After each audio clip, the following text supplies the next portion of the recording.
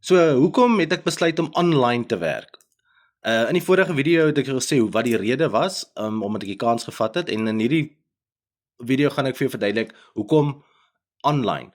Eerste ding is dit is die bekostigbaarste produk of besigheid wat jy kan begin vir 'n return on investment basis. Wat jy insit en wat jy kan uitkry.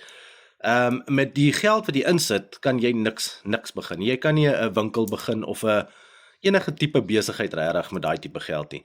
Online is jou kostes net soveel laer en jy het nie die onkostes van vervoer en packaging en sulke goeders, alles is klaar, dis digital.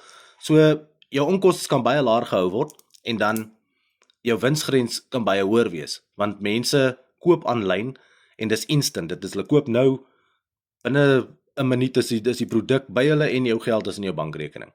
So dit is die groot rede hoekom ek gedink het aan online. As jy wil meer weet, dan los my 'n comment online en ek sal vir jou ietsie stuur en ons kan gesels. Anders daar gaan nog video's uitkom, ek gaan in diepte ingaan en meer verduidelik oor my pad en hoekom ek is waar ek is vandag.